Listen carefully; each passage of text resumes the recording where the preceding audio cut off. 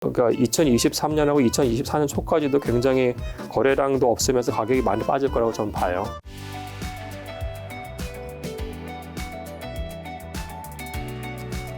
교수님께서 이제 부동산 시장 하락을 언제부터 얘기하셨죠?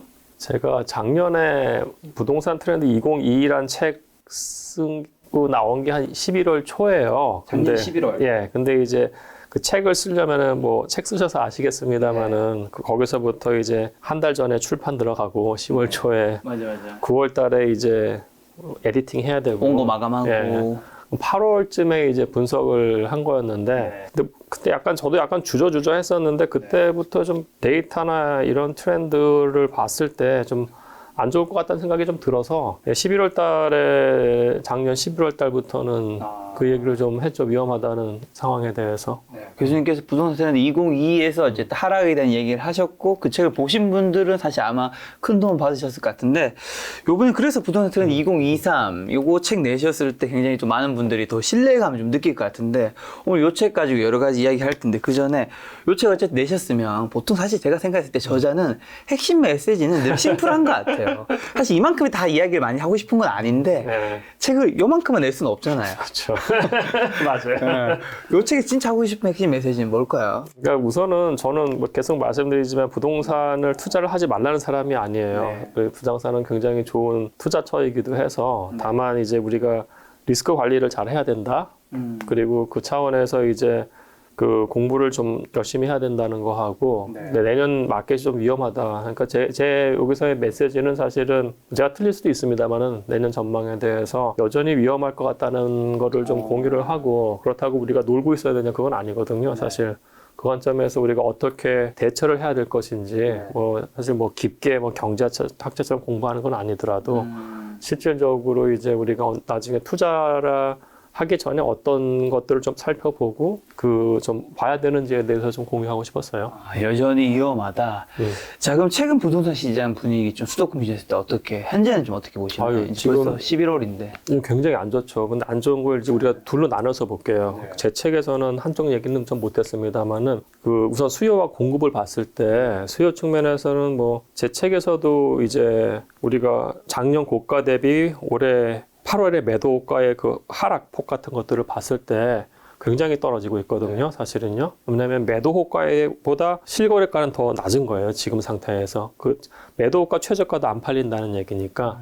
그걸 봤을 때 수요 측면에서 굉장히 안 좋다는 게 첫 번째고 그다음에 이거는 제 책 나온 다음에 얘기입니다만은 사실 레고랜드 사태 같은 것들이 나왔을 때 지금 공급 측면에서 굉장히 위험해요. 제 말씀은 지금 원래 제가 개인적으로 아는 부동산 디벨로퍼들이랑 얘기를 했을 때 자기들이 이제 리파이낸싱을 하거든요. 우리가 이제 메자닌 뭐 이런 파이낸스를 하는데 대규모 투자를 들어가기 전에 중간 단계 이제 투자를 받기도 해요.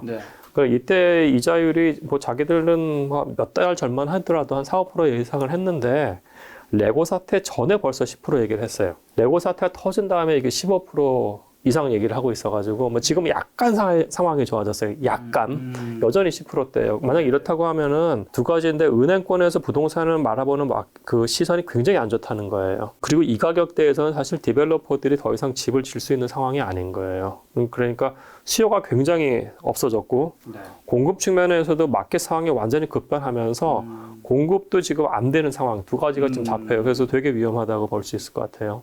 수요가 없는데 공급이 많아지면 당연히 우리가 생각했을 때 집값은 떨어질 거라 생각하는데 수요가 없는데 공급도 없으면 좀 어떻게 생각하세요? 그러니까 이것도 완전 가정이고 지금부터는 제가 틀릴 수도 있고 틀리길 좀 바라는데 수요가 없어요. 수요가 없기 때문에 그러니까 2023년하고 2024년 초까지도 굉장히 거래량도 없으면서 가격이 많이 빠질 거라고 저는 봐요. 그러면 사실 디벨로퍼들이 덜 짓는 건 맞거든요. 근데 지금처럼 이제 디벨로퍼들이 갖고 있는 물량에 대해서 새로운 파이낸스가 안 된다고 했을 때 이게 부실 채권화 될 수가 있어요. 그러니까 부동산 산업 전체에 영향을 미치는 거고 또 다른 측면에서는 이게 그 준공 시기가 연기되거나 덜 들어오는 거죠, 시장에. 그럼 이거는 2010년대 중반이랑 비슷할 수 있어요. 그때는 괜찮은 주택들이 공급이 덜 됐거든요. 그러면서 2010년대 후반에 가격이 확 갔잖아요. 그러니까 이게 너무 장기적이긴 합니다만은 공급 사이드에서의 지금 돌아가는 걸 봤을 때는 그 2025, 6년에 그러니까 적정한 수준의 공급이 이건데 좀 낮춰서 나올 수 있다는 거. 이 부분은 사실은 다른 말로 하면은 다른 여건이 동일하다고 했을 때 부동산 시장이 가격이 올라갈 수도 있다는 얘기가 되는 거죠. 그래서 지금 단기적으로는 수요가 없다는 거는 마이너스인데 중장기적으로 부동산 공급에 문제가 생긴다는 거는 부동산 산업한테는 굉장히 안 좋으나 시장에서는 이게 또 다르게 해석될 수 있는 여지가 있다는 거죠. 네. 알겠습니다. 자세한 또 전망 좀 이따 다시 여쭤보도록 하고요. 그럼 최근에 급매물은 좀 많이 나오고 있는 편인가요? 좀 어떻게 되나요? 단지마다 약간 또 달라요. 그러니까 그러니까 제가 딴 데서도 자꾸 대수의 법칙 말씀을 드리는데 이게 샘플 사이즈가 많으면 많을수록, 즉 단지의 아파트 물량이 많으면 많을수록 지금 거기서는 이제 급매라든지 매물들이 나오는 게 잡히는데 오히려 작은 단지에서는 그런 분도 계세요. 우리 아파트 단지 덜 떨어져서라고 말씀하시는 분도 있어요. 그 아예 매물이 안 나오니까 가격을 모르는 걸 수도 있죠, 사실은. 그래서 지금 대형 단지의 경우에는 매물이 나오는 것도 맞고요. 급매물 위주로 나오고 매도 호가가, 특히 중요한 건 전 매도 호가라고 봐요. 매도 호가가 굉장히 많이 떨어지는 게 잡혀요. 네. 그럼 지금 이 상황에서 혹시나 이제 급매물 나오는 거 보고 어쨌든 급매물은 지금 가격보다 더 싼 것들이 던져지고 있는 거잖아요. 그걸 덜썩 사면 안 되는 거겠죠? 그러니까 지금 어쩔 수 없이 자기 실거주 할 거고 나 미래에도 이 정도 금액 낼 수 있을 거라고 생각하시는 분들 계실 것 같아요. 뭐 그분들은 뭐 정말 본인의 선택인데 지금 꼭 굳이 이사를 안 가고 나중에 부자동산을 투자를 할 거라고 생각하시는 분은 한 템포 쉬는 것도 좋을 것 같다는 생각 들어요. 왜냐하면 지금은 물건이 나오기 시작한 초입 단계예요. 초입이니까. 부동산은 사실은 이게 굉장히 하락 텀도 쭉 길고 상승 텀도 쭉 길잖아요. 그러면 우리가 하락이 이제 시작되고 중반 또는 하락의 후반기까지 갈 때 부동산 매물이 굉장히 쌓이거든요. 그러면 지금 본인이 생각하는 물건은 안 나오는데 나중에는 본인이 생각하는 물건이 나올 수가 있으니까 오히려 좀 기다리는 게 좋지 않을까 그 생각이 듭니다. 부동산 시장 분위기 보면 사실 작년이랑 지금 굉장히 180도 달라졌는데 교수님은 사실 2021년 상승장 좀 한창일 때 그때 하락 주장하셨는데 그럼 지금 딱 지나보시면 결국 예측이 뭐 어느 정도 맞았다고 보세요? 이미 책으로도 영상으로도 뭐 기록은 다 남겨져 있는 거니까. 우선은 제가 이제 하는 게 빅데이터 보는 인간이니까 그러니까 저는 뭐 제가 맞고 틀렸다는 것보다는 사실은 지금 시장 상황이 굉장히 위험하고 좀 무섭다는 걸 좀 공유를 같이 인식을 하고 그 다음 단계 어떻게 자기의 경제 그 행위를 할까가 더 중요할 것 같고요. 다만 이제 우리가 데이터를 보는 훈련 같은 것들을 개인 차원에서도 했으면 좋겠어요. 그러니까 그 말씀은 뭐냐면은 본인이 사는 곳에 주변에 대형 단지가 있을 거잖아요. 1000세대나 3000세대. 그럼 거기서도 이제 가장 많은 평형이 우리나라가 25평하고 33평이에요. 그러면은 그 25평과 33평의 최고 거래 가격이 언제인지 보시라고요. 대부분이 작년 9, 10, 11월이에요. 그때가 초고가 찍고 다 떨어지기 시작해요. 그러니까 분기별로 묶었을 때 평균 가격이나 최고가나 최고가가 쭉 올라갔다가 2021년 3분기 말 4분기에 찍고 쫙 떨어져요. 그래서 그런 트렌드 같은 것들을 좀 보면은 그러니까 개인 차원에서 그런 좀 리서치까지는 아니고 하여튼 좀 학습하는 것들을 좀 하셨으면 좋겠어요. 예. 작년에 금리 2%씩 서울 이제 집값 17에서 20% 하락을 이제 말씀하셨는데 그럼 올해도 같은 분석으로 집값 예측하셨을까요? 예, 맞습니다. 예. 근데 이제 그게 사실은 말은 쉬운데 이게 이제 경제학 모형이에요. 그래서 이게 제가 주로 하는 거는 이제 수요에 대한 모형, 공급에 대한 모형이 나오면 우리가 공실률을 알 수가 있고 이게 이제 그 다음에 임대료가 어떻게 될 것인지 그 다음에 가장 중요한 건 투자 수익률 모형인데 모형이 한 3-4가지 같이 돌아가는 거예요. 단순한 모형은 아니고요. 그래서 이거를 통해 가지고 작년 모델보다 약간 좀 업그레이드를 했어요. 했는데 좀 많이 떨어져서 많이 떨어지네요. 예. 자, 그럼 가장 중요한 질문이 이제 하락이 지금 현재 가파르게 좀 진행 중인데 집값 어디까지 그리고 언제까지 진행 중이고 그 전에 또 2023년 그럼 내년 한 해만 놓고 좀 전망해 주신다면 이번에 어떻게? 그러니까 이게 지금 저의 가정은 사실 지금 뭐 다른 변수들 다 중요한데 이제 기준금리가 상승함에 따라서 어느 정도까지 상승했을 때 가격이 어떻게 떨어지느냐에 대한 거잖아요. 그러면 이제 기준금리 상승 시점이 올 연말에 멈출 수도 있고 아니면 내년 중순쯤에 멈출 수도 있을 것 같아요. 그래서 이게 내년 말에 가격이 중요한 것 같지는 않고요. 제가 봤을 때는 이번에는 뭐 3.5%, 4%, 3.2% 이렇게 세 단계로 좀 봤어요. 네. 봤을 때 이제 그 기준금리 상황이 됐을 때 가격이 어느 정도까지 몇 년 가격으로 후퇴하느냐가 좀 중요할 것 같아요. 왜냐면은 지금 대단지별로 봤을 때 어떤 데는 굉장히 많이 빠졌어요. 뭐 30% 이상 떨어진 데도 있어요, 사실은요. 어떤 데는 근데 10% 또는 5%밖에 안 떨어진 데가 있어요. 그러면은 30% 떨어졌다고 추가적으로 30% 떨어지냐? 그건 아니거든요. 네네네. 5% 떨어졌다고 앞으로 5%만 더 떨어지냐? 그게 아니고 마켓 상황이 먼저 반응한 거고 얘가 나중 후행적으로 반응할 것 같아요. 그리고 나서 시간이 지나면 얘는 좀 덜 반응하고 얘가 더 반응할 수도 있는 거거든요. 그래서 제가 분석한 바로는 사실은 3.5% 기준금리가 3.5%까지 갔을 때 네. 서울시 전반하고 강남군 한 2018년 4분기로 회귀를 하는 것 같아요. 그리고 이제 노도성은 더 빠져서 이게 한 2018년 중반기까지 좀 회귀를 하고 이게 대단히 크게 빠진 거라고 생각하실 수도 있습니다만은 제 나름의 로직은 사실 2020년하고 2021년은 다 저는 버블이라고 보거든요. 그 버블이 날아가고 그러면은 2019년 4분기에서 얼만큼 빠지느냐예요, 사실. 1년 또는 1년 반 전 가격을 회귀하는 거기 때문에 네. 그러니까 물론 이제 2020년, 2021년 3분들은 정말 힘드시겠습니다만은 제 관점에서는 이건 그냥 그 합리적 수준에서의 하락이라고 저는 평가를 해요. 예. 교수님이 지금 아파트 집값 떨어진 것에서 가장 중요하게 보는 기준이 이제 금리인가요? 지금 단계에서는 금리예요. 금리죠. 예. 교수님 그러면 한국은행 금리를 지금 어디까지로 대충 이제 예상을 하세요? 그게 너무나 정말 위험하다기보다는 그러니까 누구도 알 수 없는 영역인 것 같아요. 왜냐하면은 이창용 하는 총재께서도 본인이 말씀한 게 이게 우리보다는 미국 기준금리가 더 문제라고 봤거든요. 그 얘기는 뭐냐면은 한국 기준금리 문제가 아니고 미국 기준금리와 미국의 인플레이션 상황이 더 큰 문제예요. 그렇죠.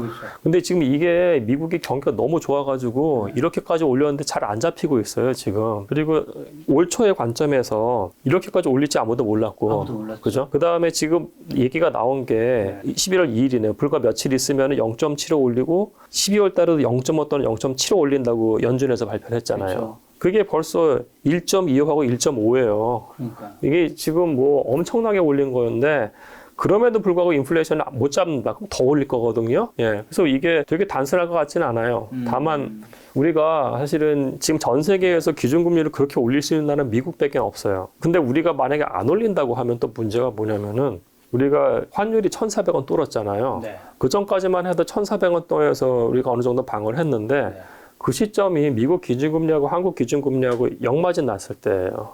네, 그러면서 환율이 확 폭등을 했어가지고 환율 폭등하면 이게 수입 물가 전가돼서 우리나라의 인플레이션으로 또 오거든요. 그래서 이게 뭐 어쩔 수 없는 상황인 것 같아요. 계속 같이 올려야 되는 상황. 예. 한국은행도 기준금리 계속 올릴 수밖에 없고 책에서는 기준금리 4%시의 연간 상승률이 36% 하락하고 2018년 상반기 수준으로 가는 건가요? 그러니까 2018년 상반기로 서울이 갈 것 같고요. 근데 지금 제가 제일 문제되는 건 이 노도성 주변이 더 빠져서 2017년 중반인데 다만 여기서 좀 같이 좀 이해하셨을 부분은 이건 전 이론적인 부분으로 간 거고요. 만약 여기서 정부에서 LTV라든지 그걸 조정한다든지 또는 이제 사람들의 소득 수준이 어느 정도 된다고 했을 때는 방어선이 있어요. 예를 들어 가지고 그 서울 전체 소득이 어느 정도 일정하다고 했을 때 거기서 그 적정한 주택이라고 볼 수 있는 게 그 한 5%대가 이자율이 5% 된다고 했을 때 한 7억까지는 사람들이 돈을 써요.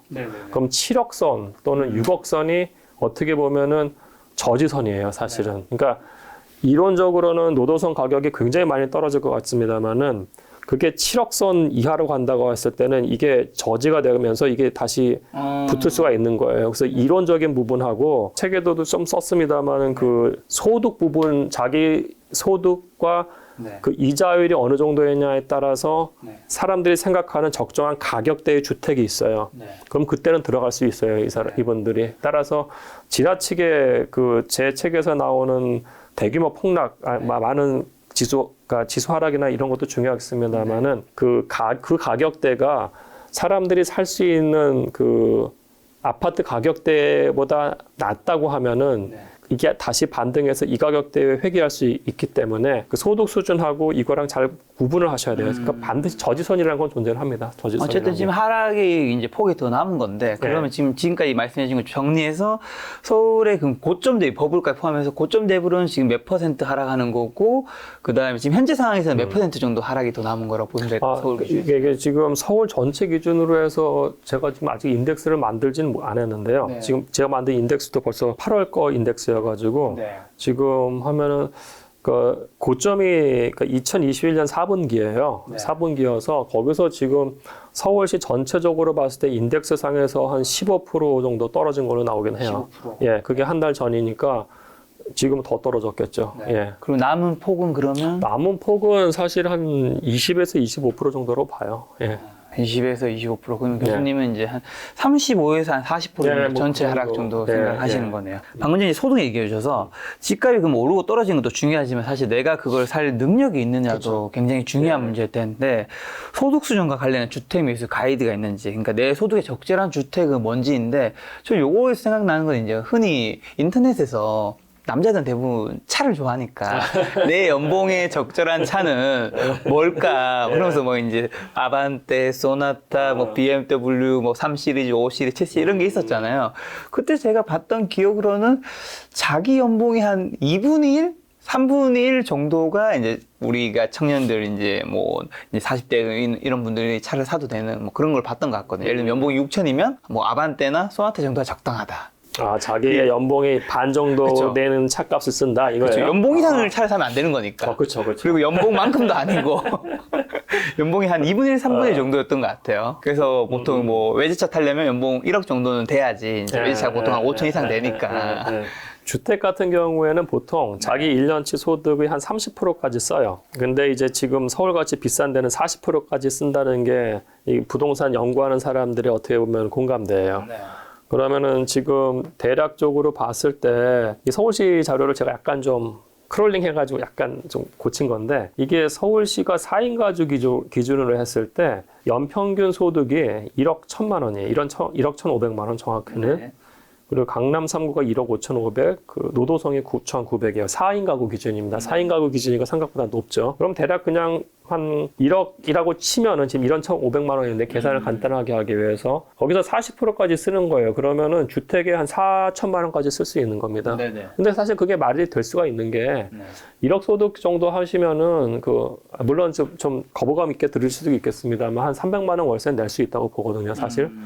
그래서 이거는 적정한 기준이라고 보고요. 이때 이제 주담대 이자율이 얼마냐에 따라 다른데 주담대 이자율을 제가 그냥 5%랑 5% 정도 잡는 경우에는 네. 이분들이 살 수 있는 적정 주택 가격이 7억 1,400만 원이에요. 예, 그러니까 이게 여기서 5%도 사실 원리금 합산으로 한 거여서 계산을 좀 해야 되는 거긴 합니다만은 따라서 제 생각에는 7억 원이라는 게 서울 전체 하나의 큰 저지선이 될 것 같아요. 예, 저지선이. 그래서 뭐 가격이 뭐 이론적으로 뭐 30% 또는 40% 떨어진다고 하더라도 네. 이 7억 원 선이 되게 중요한 그 저지선을 작용할 것 같아요. 7억 원 밑으로는 7억 밑으로 떨어졌다가 금방 회복할 수도 있는 거죠, 사실은. 금방 회복하게 되는 예. 자, 그러면 또 교수님께서 금리 외에 굉장히 주목해야 될 3종 세트가 있다면서요? 예. 어떤 걸까요? 그러니까 이게 우리가 많은 분들이 올 초인가 그때만 해도 금리하고 부동산 상관없다는 식으로 주장하시는 분 너무 많았었죠. 많았죠. 네. 근데 그거 대표적으로 잘못된 거고 네네. 외국 가서 그런 얘기하면 정말 창피할 수준으로 망신당하는 거기 때문에 그건 절대 믿으시면 안 되고요. 그러니까 이 기준금리라는 게 중요한 이유는 기준금리하고 그 국고채 10년물하고 같이 연동이 돼요. 그러니까 기준금리가 올라가면은 국고채 10년물 이자가 올라가는 겁니다. 근데 부동산 쪽에서 중요한 거는 이 국고채 10년물은 미국의 경우에는 30년 만기 주택담보 이자율하고 정확하게 매칭이 돼요. 네. 그러니까 그 기준금리가 올리면은 국고채 10년물도 당연히 올라가는 거고 거기서 또 스프레드를 붙여가지고 30년 만기 모기지 이자율이 또 올라가는 거예요. 네. 그래서 지금 아마 뉴스 보신 분들 아시겠습니다. 미국에서 모기지가 7% 넘었다는 게 당연한 것이 지금 기준금리 3%라고 하면은 미국 국채금리 지금 한 4% 좀 넘거든요. 네. 거기에다가 스프레드 붙여서 6%, 7% 되는 건 너무나 당연한 거예요. 따라서 미국도 가격이 굉장히 많이 올랐습니다만은 지금 그 모기지 이자가 올라가면서 그 수요가 굉장히 줄어들고 가격이 꺾인다는 것이 나타났고요. 우리나라에서도 이거는 그대로 같이 가요. 기준금리하고 국고채 10년물하고 우리나라의 경우는 주택담보대출 신규 부분 이게 그대로 같이 갑니다. 따라서 이 기준금리 올라간다고 했을 때 주담대가 신규, 그러니까 은행 가서 주담대 꾸는 거예요. 그게 뭐 앞으로 계속 올라갈 거예요. 7%, 8%. 오늘 뉴스 보니까 8% 나온 것 같던데요. 그러니까 벌써 8%인가요? 네. 이게 더 올라가겠죠. 더 올라가죠. 11월하고 12월 달에 미국에서 1.25 올리면 우리가 그렇게 못 올린다고 하더라도 벌써 1%는 올릴 거 아니에요. 그러면 거기에 맞춰서, 그러니까 이게 1% 올렸다고 주담대가 같이 1% 올라가진 않아요. 좀 덜 올라가긴 하는데 그래도 꽤 올라갈 겁니다. 예. 방금 전에 이제 교수님께서 지금 이제 상승 얘기하신 분들이 이제 금리랑 부동산은 뭐 별개라는 걸 얘기한 건 되게 잘못됐다 얘기해 주셨는데, 그럼 이제 2021년 또 올해 사실 상반기까지만 해도 집값 상승 얘기하신 분들이 있었단 말이죠. 그분들이 놓친 것들은 뭘까요? 왜 그분들은 금리를 좀 놓쳤을까요? 그러니까 사실은 부동산이라는 게 네. 다양한 것에서 영향을 받아요. 그러니까 예를 들어서 부동산은 공간 시장하고 금융 시장 양쪽에서 영향을 받거든요. 근데 공간 시장에서 2010년대 가장 영향을 줬던 팩터는 적정한 수준의 주택 공급이 미약했었어요. 그렇기 때문에 2010년대 중반과 후반의 폭등은 사실은 다른 이슈가 없다고 했을 때는 공급 이슈가 맞아요.